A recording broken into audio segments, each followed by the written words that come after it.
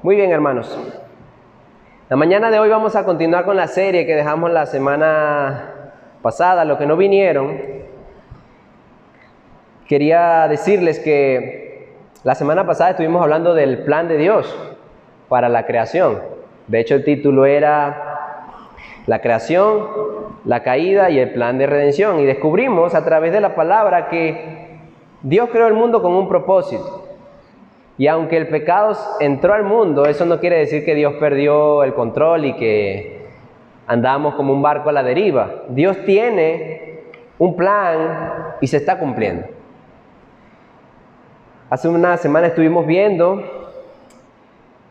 el maravilloso plan de Dios para la creación. Que Dios no es una persona que está pasiva observando cómo pasan las cosas, sino que Él está activamente comprometido en el plan que Él le dio a la creación. Vimos también que dicho plan es imposible de frustrar. Nadie puede frustrar el plan de Dios, amigos y hermanos, nadie. Siempre Dios cumple lo que promete. Y llegamos a una conclusión muy bonita, y es que si Dios tiene un plan para la creación, es ilógico, es absurdo que nosotros nos enfoquemos en nuestros planes personales y no veamos ese plan como algo a lo que debemos unirnos. Dios tiene un plan. Dios quiere salvar a personas del pecado. ¿Qué estás haciendo tú para entrar en ese plan? ¿Estás predicando su palabra? ¿Estás viviendo en santidad para que los demás vean a través de ti ese plan de Dios? ¿Estás mostrando a ese Cristo a las personas? Y bueno, hoy continuamos hablando acerca del plan de Dios. Concluimos la semana pasada que Jesús y su salvación es el plan. Pero Dios no es un Dios que nos deja a nuestro destino, que nosotros descubramos a ver para qué fuimos hechos. Dios es un Dios que se revela. Deuteronomio capítulo 29, busquen en sus Biblias. Deuteronomio 29 dice algo muy interesante. Y esa es la base sobre la que hoy hablaré. Dice la palabra del Señor: las cosas secretas pertenecen a Jehová nuestro Dios, mas las reveladas son para nosotros y para nuestros hijos para siempre, para que cumplamos todas las palabras de esta ley. Ahí hay un principio muy interesante. Hay cosas secretas y hay cosas reveladas, ¿cierto? Las cosas secretas, ¿a quién pertenecen? A Dios. Y yo podría meter dentro de esa categoría esas cosas que a veces no entendemos. ¿Por qué pasó tal cosa? ¿Por qué murió tal persona? ¿Por qué perdimos el trabajo? ¿Por qué tuvimos que emigrar? O sea, esas cosas que nosotros no entendemos en nuestras vidas. Y que cuando venga Cristo, Él nos dirá, bueno, fue por esto. Y uno dirá, con razón. Yo lo hice porque te estaba librando de esto. Yo lo hice porque quería evitarte esto y quería llevarte a este lugar. Entonces ese fue el medio. Entonces nosotros, ya, Señor, tienes razón. Solo a ti se te hubiese ocurrido, porque si me hubiesen puesto a mí a decidir. ¿Sí? Pero la segunda parte dice, mas las reveladas son para nosotros. Dios es un Dios que no nos deja a la deriva, sino que Él muestra su voluntad. ¿Y cómo nosotros sabemos cuál es la voluntad de Dios? Es una pregunta de escuela dominical. ¿Cómo sabemos nosotros cuál es la voluntad de Dios? Le voy haciendo la señal, ¿no? A través de la palabra de Dios. Dios es un Dios que revela su plan a lo largo de la historia. De hecho, la revelación de Dios es progresiva. Vamos a ponerles un ejemplo. Cuando usted tiene un niño pequeño y que recién empezó a hablar a 1 año y medio, a los 2 años, usted no lo pone a estudiar matemática, ¿verdad? Usted no le empieza a enseñar sobre división, sobre fracciones, raíz cuadrada. No, usted progresivamente va enseñando a ese niño a desarrollarse. Empieza primero enseñándole a decir mamá, papá, agua, baño. O sea, las cosas primordiales que un niño necesita saber pronunciar. Imagínese que el niño tenga ganas de ir al baño y no sepa cómo decirlo. Entonces usted necesita instruir al niño en sus necesidades de manera que va creciendo. El niño aprende a decir mamá, agua, papá, comida y sus necesidades básicas. Pero luego, mientras el niño va creciendo, usted le empieza a enseñar a escribir, le empieza a enseñar a algunas palabras más complicadas, le empieza a enseñar acerca de los peligros que hay alrededor, no puedes cruzar la calle sin que alguien te coja de la mano, y uno empieza progresivamente a mostrarle al niño lo que uno quiere que él aprenda. Bueno, así es Dios con nosotros. Luego de que el hombre cayó en pecado, la Biblia dice que fueron abiertos sus ojos y se dieron cuenta del pecado que tenían, ¿no? Se dieron cuenta que estaban desnudos. Pero bíblicamente, más que un abrir de ojos, sería como un cerrar de ojos. Ellos cerraron sus ojos a lo espiritual. Ellos no podían entender a Dios. Aunque Dios se les apareciera y les dijera, mira, yo voy a mandar a Jesús dentro de 4000 años, para que ellos no lo iban a entender. Tenían sus ojos cerrados, era algo muy complicado para ellos. Entonces, poco a poco, Dios fue revelando un plan. Y la primera revelación del plan de Dios se encuentra en Génesis capítulo 3, búsquenlo allí. Génesis capítulo 3, versículo 15. Y yo quise ponerle a este primer punto la revelación del Mesías a Eva. Los que anotan, los que escriben ahí en sus Biblias, pueden poner allí la promesa del Mesías a Eva en capítulo 3 de Génesis, versículo 15. Y fíjense, esto es muy, muy interesante. Y pondré enemistad, eso le estaba diciendo Dios a la mujer, y pondré enemistad, perdón, a la serpiente, y pondré enemistad entre ti y la mujer, Dios hablando con la serpiente, y entre tu simiente y la simiente suya. ¿La de quién? La de la mujer. Esta te herirá en la cabeza y tú le herirás en el calcañar. Recuerden que Dios estaba hablando con la serpiente. Le dice, pondré enemistad entre tu simiente, entre tu descendencia, eso significa simiente, entre tus hijos y los hijos de la mujer. Pero los hijos de la mujer, o el hijo de la mujer, te herirá en la cabeza.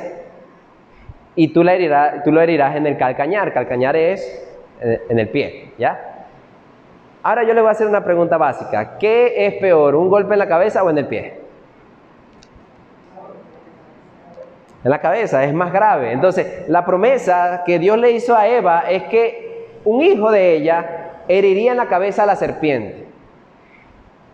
Y ella, en cambio, le heriría el pie. ¿Qué es mejor?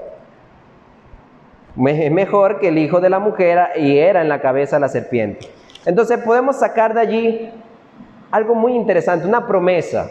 La promesa que Dios le hizo a la mujer. Fíjense que la mujer fue la que indujo el pecado. Ella comió la fruta prohibida, hizo comer a Adán. De alguna manera ella era la principal culpable, ¿no?, de ese pecado. Sin embargo, Dios le promete a la mujer que un hijo de ella iba a salvarla. Muy interesante. Eso me revela a mí, me muestra que nuestro Dios no es un Dios que cuando nosotros caemos y pecamos, Él nos machaca y nos destruye y está esperando cualquier ocasión de nuestra caída para hacernos daño. No, Dios es un Dios de esperanza. Y cuando la mujer cayó, Dios la levantó. Le dijo, un hijo tuyo será el Salvador.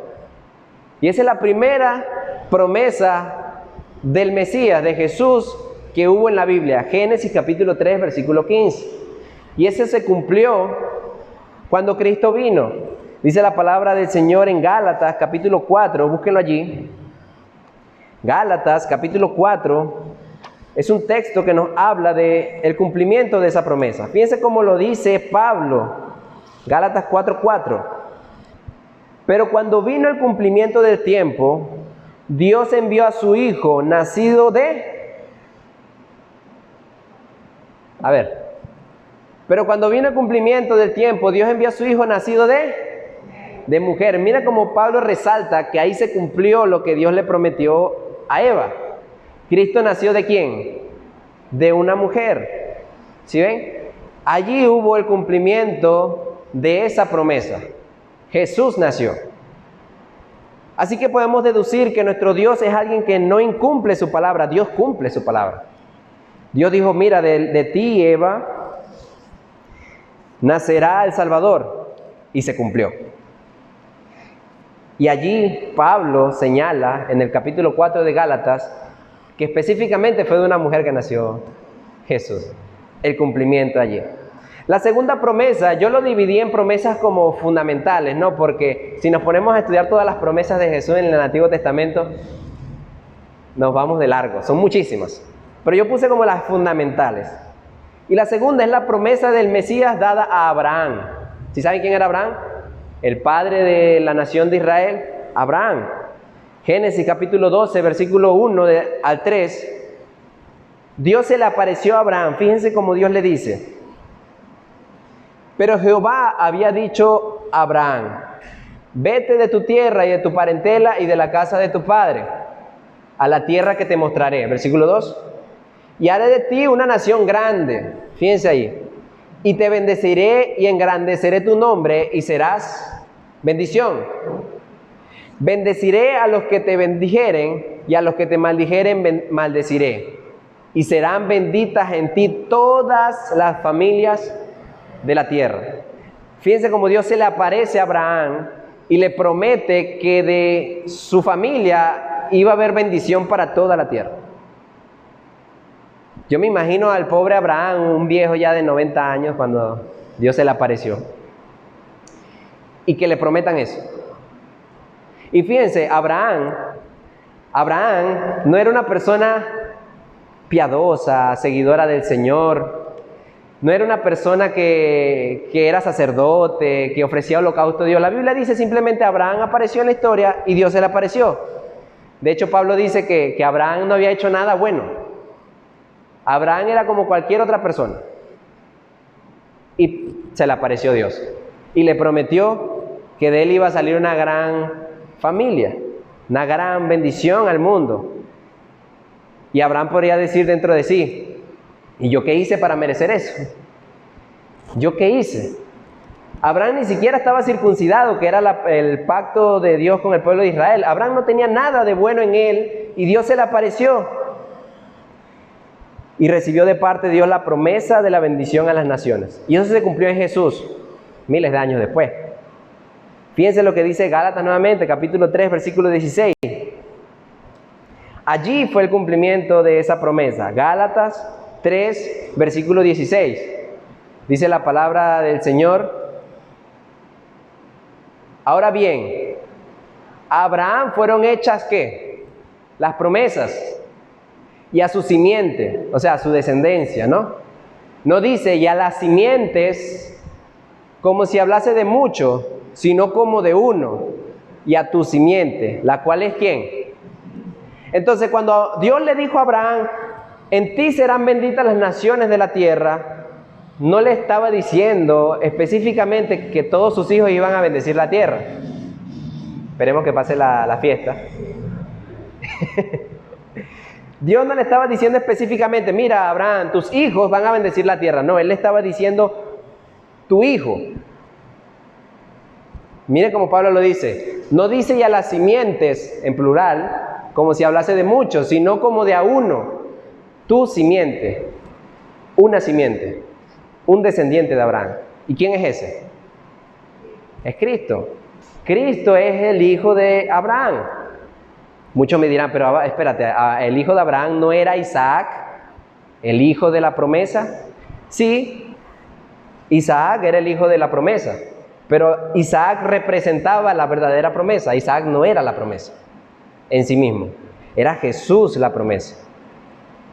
Y como les estaba diciendo, esas son cosas que Dios va revelando poco a poco, porque el ser humano en su pecado no podía entender esa revelación tan grande que era Jesús. Entonces Dios poco a poco le estaba dando como unos pequeños abrebocas. Mira, Eva, un hijo tuyo va a destruir a Satanás. Eva vivió bajo esa promesa. Ella creyó que sus hijos, por eso tuvo tantos hijos. Ella creyó: uno de mis hijos va a ser. Entonces empezó a tener hijos.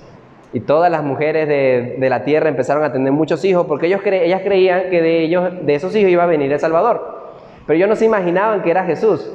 Ellos no podían todavía entender eso porque eran unos niños en pañales. No podían entender palabras complicadas. Dios empezó poco a poco a revelarles. Luego apareció Abraham en la historia. Dios le dijo: mira, Abraham, de tu simiente habrá bendición. Primero promete salvación en Eva. Promete bendición en Abraham. ¿Ya ven? Poco a poco Dios va revelando qué es lo que Cristo iba a hacer. Cristo era la bendición para todas las naciones. Y número 3, hubo otra promesa importantísima, que fue la promesa del profeta, o sea, la promesa de un profeta dada a Moisés.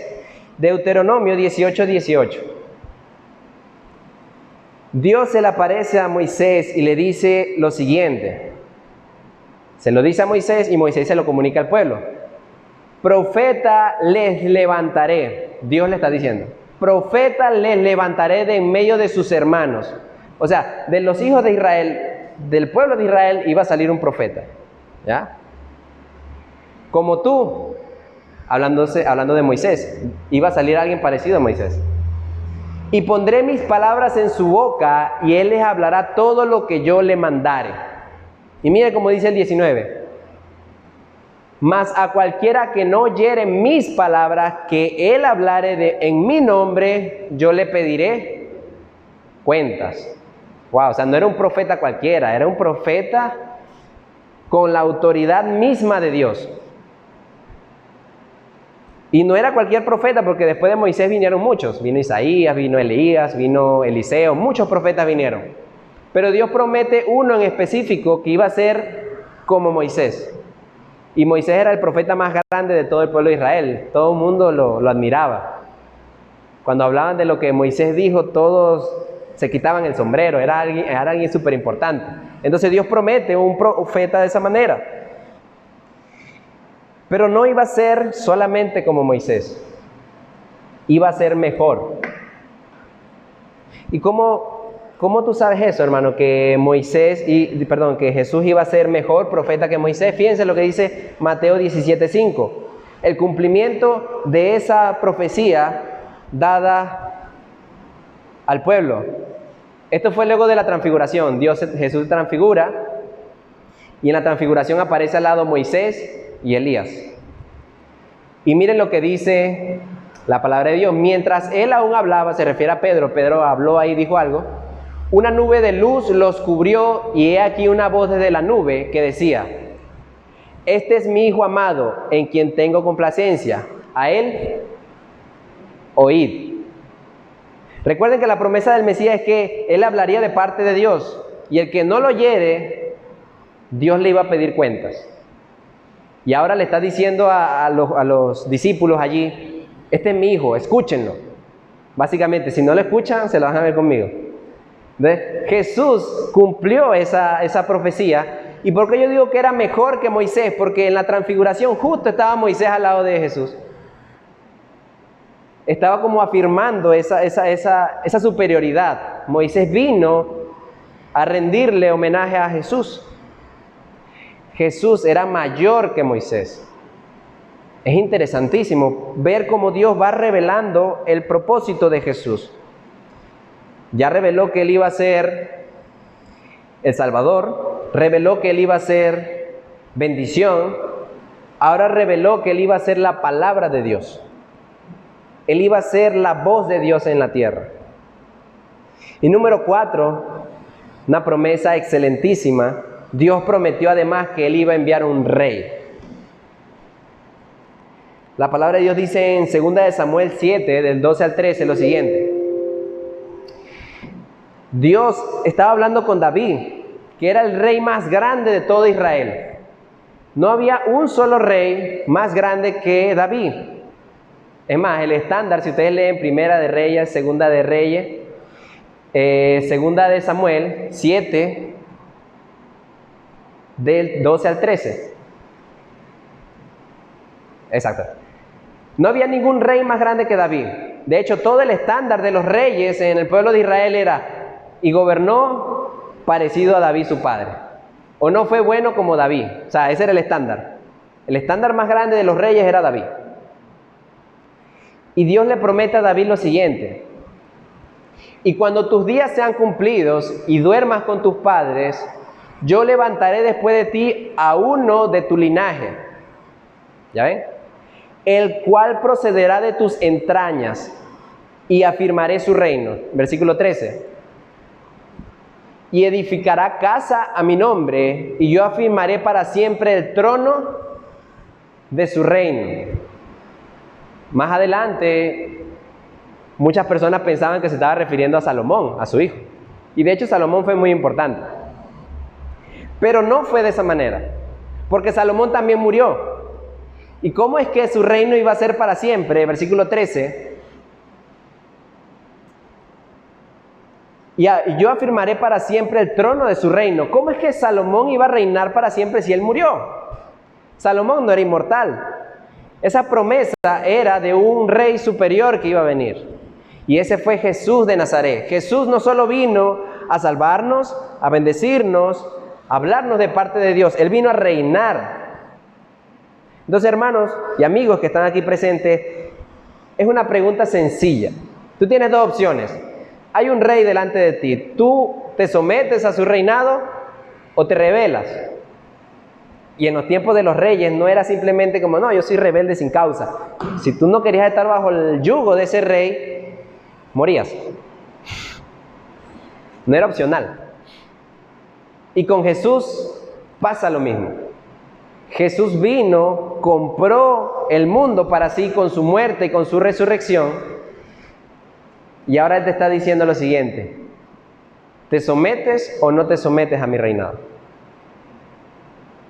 Es una pregunta que debemos considerar realmente en nuestros corazones, porque esa promesa se cumplió. Dice la palabra de Dios en Lucas capítulo 18, cuando un ciego estaba parado en una ciudad y escuchó que Jesús estaba pasando, se emocionó tanto ese ciego. Mira, era un ciego y él veía más que mucha gente en ese pueblo, porque nadie quería reconocer que él era el rey elegido. Pero él dijo lo siguiente, Lucas capítulo 18, versículo 38. El ciego dijo, entonces dio voces diciendo, Jesús, hijo de David, ten misericordia de mí. El ciego, que no podía ver, vio lo que nadie vio, que él era el rey prometido a David. Él era el hijo prometido de David que iba a reinar para siempre, y él lo reconoció. De hecho, los fariseos, cuando escuchaban que alguien llamaba a Jesús hijo de David, se molestaban, porque ellos decían, ¿cómo tú vas a decir que eres superior a David? Tú no eres superior a David, pero Jesús lo era. Jesús era el rey que iba a reinar para siempre. Por eso cuando Cristo venga, amigos y hermanos, no nos vamos a preocupar por nada, nadie va a destronar a ese rey va a reinar para siempre, y siempre su reino será próspero, habrá seguridad, habrá todo lo que en este mundo no hay. Este mundo, fíjense, una noticia que salió ayer, una persona de la política fue asesinada en plena campaña. Ustedes me dirán, los políticos, los presidentes, los alcaldes, los prefectos, ¿tienen su reino para siempre? Ellos gobiernan por un tiempo, pero su reino no es para siempre. El único rey, escúchenme bien, el único rey que va a reinar para siempre es Jesús. ¿Tú te vas a someter a ese rey? ¿Vas a recibir y aceptar el reinado de Cristo en tu vida? Porque no es opcional. La palabra de Dios dice en Filipenses capítulo 2, busquémoslos allí, que Cristo murió siendo en forma de Dios. Filipenses capítulo 2, versículo 5, dice, haya pues en vosotros este sentir que hubo también en Cristo Jesús, el cual siendo en forma de Dios, no estimó el ser igual a Dios como cosa que aferrarse, sino que se despojó a sí mismo, tomando forma de siervo, hecho semejante a los hombres. Jesús tomó forma de hombre. Y estando en la condición de hombre, se humilló a sí mismo, haciéndose obediente hasta la muerte, y muerte de cruz. Por lo cual Dios también le exaltó hasta lo sumo, y le dio un nombre que es sobre todo nombre, para que en el nombre de Jesús se doble toda rodilla, de los que están en los cielos y en la tierra y debajo de la tierra, y toda lengua confiese que Jesucristo es el Señor, para gloria de Dios Padre. Jesús vino, murió, Él no murió porque le provocó porque él quería quería ver qué se sentía. No, Jesús murió con un propósito: salvarnos. Jesús pagó tus pecados. Y de hecho, tú y yo estábamos bajo el reino de Satanás. Por eso Dios promete a Eva que él iba a destruir a Satanás. Tú y yo éramos propiedad de Satanás. ¿Entienden eso? Mucha gente dice, no, yo soy libre. No, tú no eras libre nada. Tú eras esclavo de Satanás. Satanás hacía lo que quería contigo. Y tú te sentías libre. Tú decías, no, yo tengo el derecho y la libertad de escoger beber, por ejemplo. Emborracharme y hacer todo lo que quiera. Tú decías eso. Pero en realidad estabas haciendo lo que Satanás quería. Él quería destruirte. Él quería humillarte. Cuando tú mentías, cuando tú eras deshonesto, tú decías, mira, me salí con la mía, me gané ese billete por esa deshonestidad mía. Tú decías, salí victorioso. En realidad no, tú estabas sirviendo a Satanás. Eras esclavo de Satanás. Y vino Jesús y murió por ti y te libró de Satanás. Ya tú no eres esclavo de Satanás. Ahora tienes dos opciones. Te sometes a mí por las buenas o por las malas. Por eso dice en Filipenses, leímos, versículo 10, para que en el nombre de Jesús se doble toda rodilla de los que están en los cielos y en la tierra y debajo de la tierra. Jesús va a reinar por las buenas o por las malas. Tú decides de qué manera quieres que Él te reine.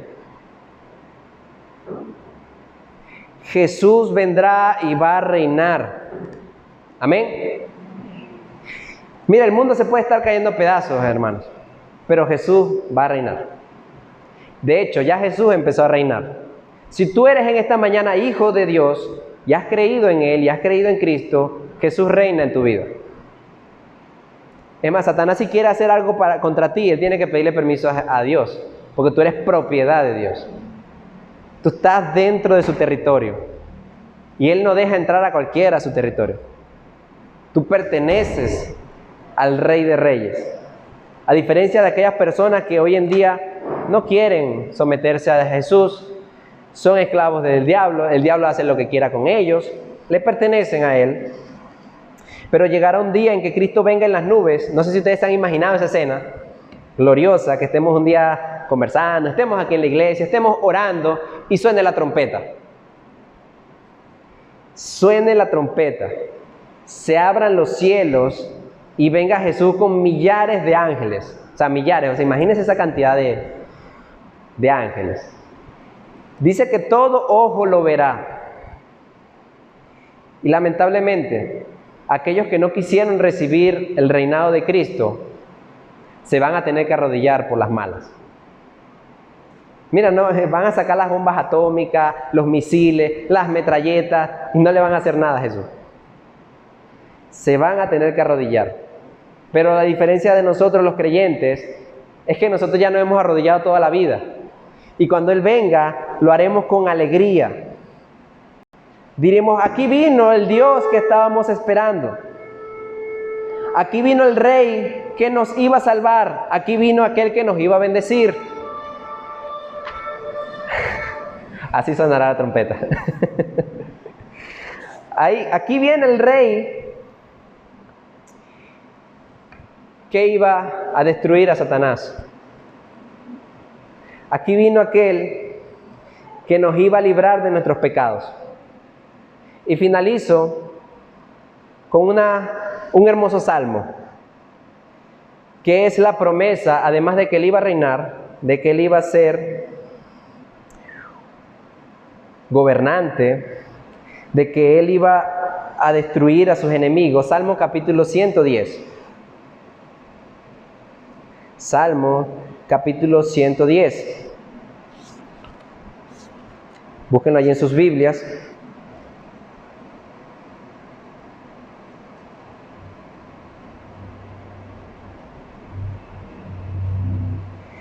Dice la palabra del Señor, esto es David hablando acerca de su hijo prometido, o sea, del Mesías. Dice, Jehová dijo a mi Señor, siéntate a mi diestra hasta que ponga a tus enemigos por estrado de tus pies. O sea, como tapete. como una alfombra, sí, y él iba a pisarlos. Esos son los enemigos de Jesús. Jehová enviará desde Sión la vara de tu poder. Domina en medio de tus enemigos. Y fíjense esta promesa para los creyentes. Versículo 3. Tu pueblo se te ofrecerá voluntariamente en el día de tu poder. En la hermosura de la santidad, desde el seno de la aurora, tienes tú el rocío de tu juventud. ¿Cómo se le ofrecerá al pueblo de Dios cuando Cristo venga? Voluntariamente. Pero el versículo 1 dice que sus enemigos serán puestos por estrado de sus pies, como tapete, como alfombra. Jesús vendrá y cumplirá esa última promesa, que Él va a reinar y va a destruir a todos sus enemigos. Pero fíjense, hermano, ¿por qué es importante que nosotros entendamos todas las demás promesas que sí se cumplieron? Que ya están cumplidas, que Cristo vino de una mujer, que Cristo era el descendiente de Abraham, que Cristo era el profeta y muchas otras promesas más. Porque como esas ya se cumplieron, ¿qué nos hace dudar que la otra se cumplirá? Eso es seguro, ese es un tiro al piso. Eso va a pasar. Jesús viene. A ver, no lo dije bien, no lo dije con emoción. Eso se va a cumplir. Jesús viene. Jesús viene y va a reinar. Y tú y yo estaremos al lado de Él, reinando con Él. Amén. Por eso esta mañana, querido amigo, si tú no te has sometido al reinado de Cristo, yo quiero ponerte la pregunta: ¿lo harás? ¿Te someterás voluntariamente al reinado de Cristo o por la fuerza? Pero de que va a pasar, va a pasar. Hermano, ¿y cómo se come eso de que Jesús es mi rey? ¿Cómo es eso de que alguien reina sobre mi vida? Bueno, ¿recuerden la promesa del profeta? Dios prometió que Él enviaría un profeta y que el que no lo oyere iba a rendir cuentas. Bueno, Jesús ha hablado a lo largo de toda la Escritura y nos ha dejado mandamientos. Tú y yo debemos vivir como luz en este mundo. Dice la palabra del Señor que los que pecan hacen las cosas a oscuras. Si tú eres hijo de Dios, tú debes vivir como de día, dice el texto. Lo que tú eres acá, en esta pequeña reunión, en esta mañana, tú debes serlo toda tu vida.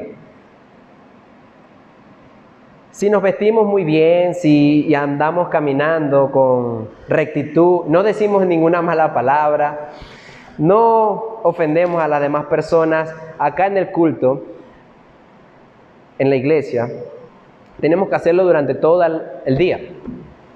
En el trabajo, con mi familia, con mis hijos, con mis padres, con todos los de mi alrededor. Yo debo ser lo que soy en el día.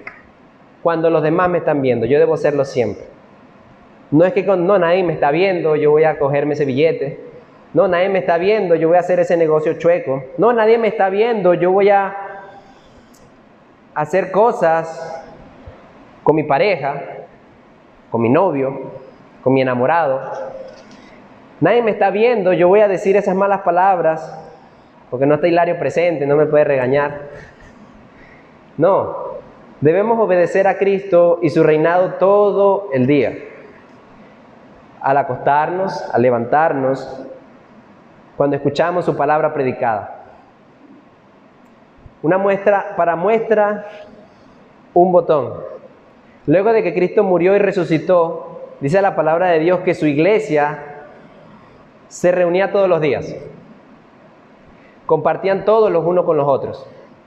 Se cuidaban los unos a los otros. Y dice la historia que los mataban por hacer eso. Los mataban. Los quemaban vivos por hacer eso. Ellos no le hacían daño a nadie, pero los hacían. Los quemaban, los mataban, los decapitaban por hacer eso. Y en toda la palabra de Dios vemos que no lo dejaron de hacer. Porque para ellos era más importante obedecer al Rey Jesús que al rey César o que al gobernante que estuviera por ahí persiguiéndolo. Mi pregunta es, hermano, ¿tú estás dispuesto a obedecer a Jesús aunque te cueste la vida? Ese es el tipo de reinado que Jesús tiene que tener en tu vida. En tu vida, tú debes someterte completamente a Jesús. Todas las áreas de tu vida. Y cuando tú luches contra el pecado, contra el deseo de pecar, de decir malas palabras, tú debes recordarte a ti mismo que tú perteneces a Jesús y tú debes vivir de esa manera. Y eso te dará fuerza para luchar contra la tentación. Jóvenes que están acá presentes, aquí varios adolescentes, déjenme decirles, el mundo no se va a acabar sin que se cumpla todo esto. Jesús vendrá y reinará. Luego acabará el mundo y hará un nuevo mundo. Pero Jesús vendrá y reinará. Así que ten cuidado, querido joven que estás acá, adolescente, con las decisiones que tomas, porque muy fácilmente puedes meterte en un hueco donde no puedes salir. Adultos que están acá, ya ustedes han tomado muchas decisiones y se han metido en muchos huecos, pero Cristo los sacó de allí. Amén. Pero ustedes son el ejemplo que estos jóvenes que están acá van a seguir. ¿Qué les vas a mostrar? ¿Les vas a mostrar noviazgos de santidad? ¿Les vas a mostrar relaciones santas? ¿Les vas a demostrar matrimonios justos? ¿Les vas a mostrar padres obedientes a Dios? ¿O qué les vas a mostrar? Que Jesús reine en tu vida, hermano. Desde ahora y para siempre. Quiero que me acompañen en una oración. Antes de que entre el ministerio de adoración. Póngase de pie, hermano, que esta fue una palabra solemne, un mandamiento importantísimo.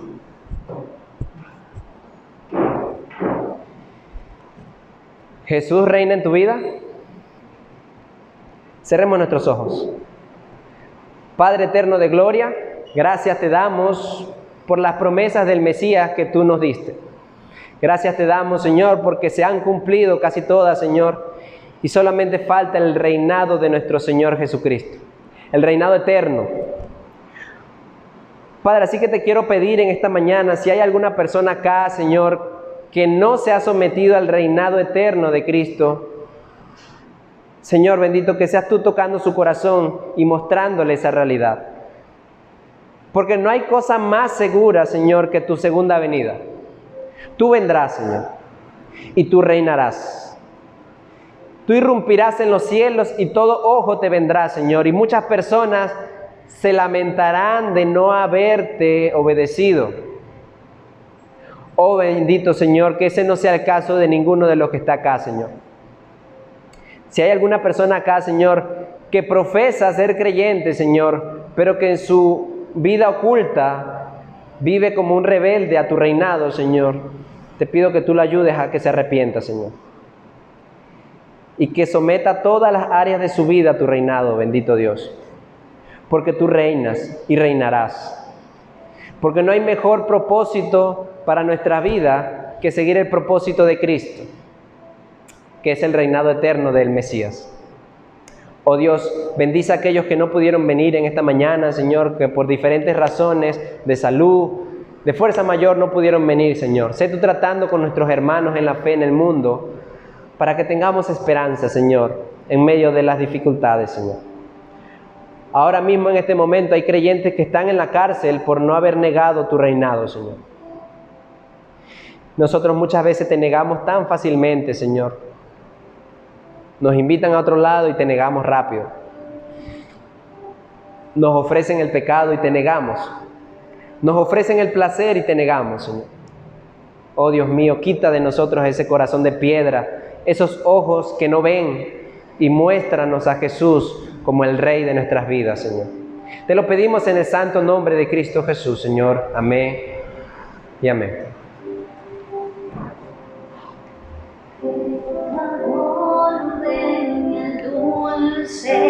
Jesús,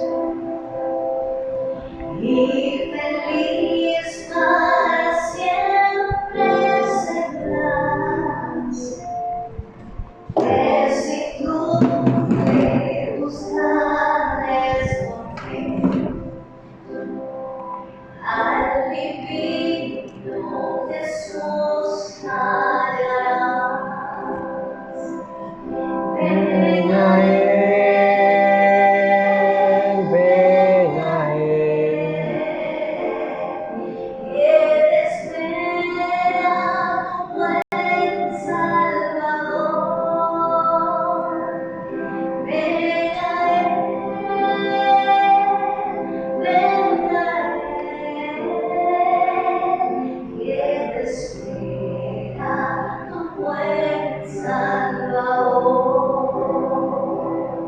Si tu aliento en necio pecó,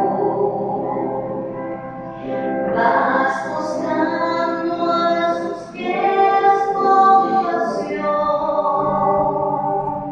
tierno amigo en Jesús hallarás y tendrás en sus brazos perdón.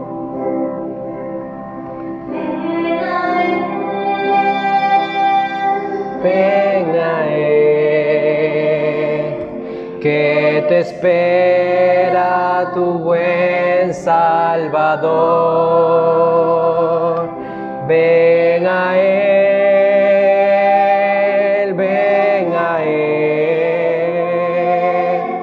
que te espera tu buen Salvador.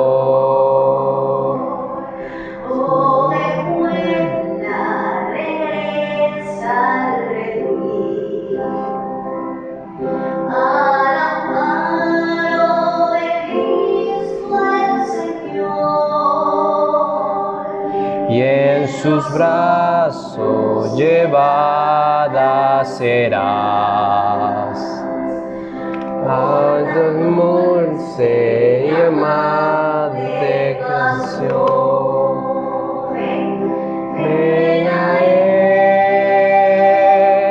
Ven a Él, que te espera tu buen Salvador. Ven a Él,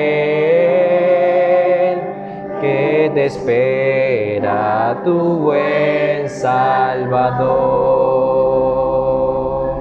Él te espera, tu buen Salvador. Gloria sea a nuestro Dios. Pueden sentarse, mi hermano.